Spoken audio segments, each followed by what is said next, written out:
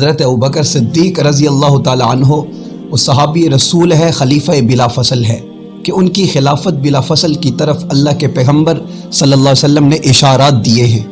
بخاری کی روایت، اللہ کے پیغمبر صلی اللہ علیہ وسلم کے پاس ایک خاتون آتی ہیں، آ کر پوچھتی ہیں کہ یا رسول اللہ صلی اللہ علیہ وسلم، مسئلہ پوچھا، پھر اللہ کے نبی صلی اللہ علیہ وسلم نے فرمایا پھر آنا۔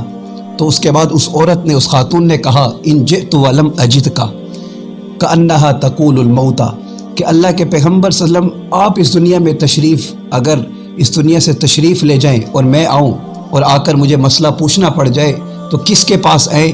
تو اللہ کے پیغمبر صلی اللہ علیہ وسلم نے ارشاد فرمایا فَإِن لَّمْ تَجِدِينِي فَأْتِ أَبَا بَكْرٍ، اگر مجھے نہ پاؤ، اگر میں اس دنیا سے رخصت ہو جاؤں تو میرے بعد ابوبکر صدیق کے پاس آ کر مسئلہ پوچھنا۔ تو یہ وہ روایت ہے جو صریح بھی ہے، صحیح بھی ہے، مرفوع بھی ہے اور غیر معارض بھی ہے کہ اللہ کے پیغمبر صلی اللہ علیہ وسلم اپنے بعد ابوبکر صدیق کے بارے میں ارشاد فرما رہے ہیں۔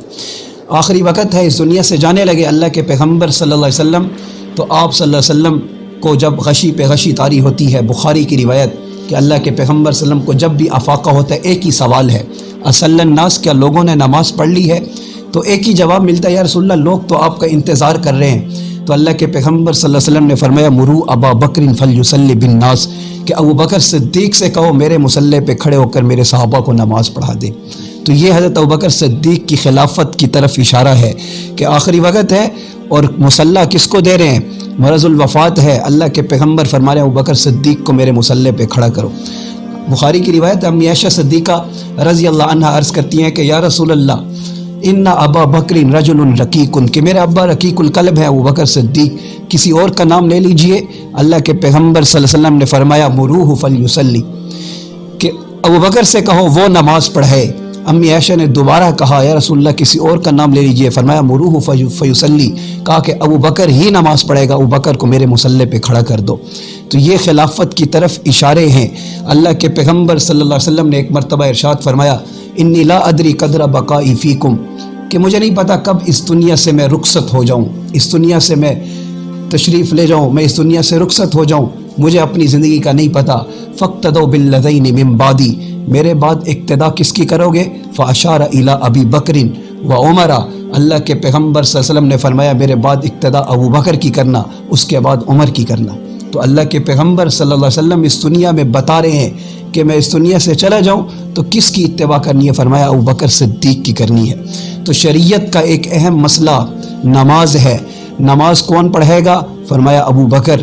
شریعت کا ایک اہم مسئلہ ہے کہ مسجد کی تعمیر ہے، مسجد نبوی کی بنیاد میں پہلی اینٹ اللہ کے پیغمبر صلی اللہ علیہ وسلم نے رکھی، فرمایا دوسری اینٹ کون رکھے گا؟ فرمایا ابو بکر۔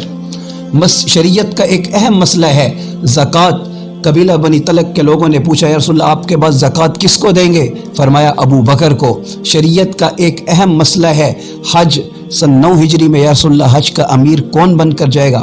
فرمایا ابو بکر۔ شریعت کا اہم مسئلہ ہے مسائل بتانا، یا رسول اللہ آپ کے بعد مسئلے کس سے پوچھیں؟ فرمایا ابو بکر سے۔ تو اب شریعت کا ایک اور اہم مسئلہ کہ یا رسول اللہ آپ کے بعد کس کی مان کر چلیں، کس کی اقتدا کریں؟ فرمایا کہ ابو بکر کی مان کر چلو۔ تو یہ اللہ کے پیغمبر صلی اللہ علیہ وسلم نے بتائے ہیں، یہ اشارات دیے ہیں کہ ابو بکر صدیق وہ ہے کہ جس کو میں مصلی بھی دے رہا ہوں، ابو بکر صدیق وہ ہے کہ میرے بعد جس سے مسائل بھی پوچھنا، ابو بکر صدیق وہ ہے میرے بعد جس کی اقتدا کرنا۔ تو ابوبکر صدیق رضی اللہ عنہ کی خلافت بلا فصل کہ اللہ کے پیغمبر صلی اللہ علیہ وسلم نے خود مصلی بھی دیا، 9 ہجری کو حج کا امیر بھی بنایا۔ اللہ کے پیغمبر صلی اللہ علیہ وسلم نے اشارات دیے ہیں کہ میرے بعد خلافت کس کی ہے؟ وہ ابوبکر صدیق کی ہے۔ مستدرک حاکم کی روایت ہے اللہ کے پیغمبر صلی اللہ علیہ وسلم نے ارشاد فرمایا میرا جی چاہتا ہے کہ میں ابوبکر کے لیے خلافت کو لکھ دوں۔ پھر فرمایا کہ ابوبکر صدیق کے خلافت کے علاوہ کسی دوسرے کے لیے اگر کوئی کسی کو خلیفہ بنانا بھی چاہے گا یا باللہ والمؤمنون، اللہ بھی کسی دوسرے کو خلیفہ بننے نہیں دیں گے اور مومنین بھی کسی دوسرے کو خلیفہ قبول نہیں کریں گے۔ تو اس لیے اللہ کے پیغمبر نے لکھوایا نہیں ہے۔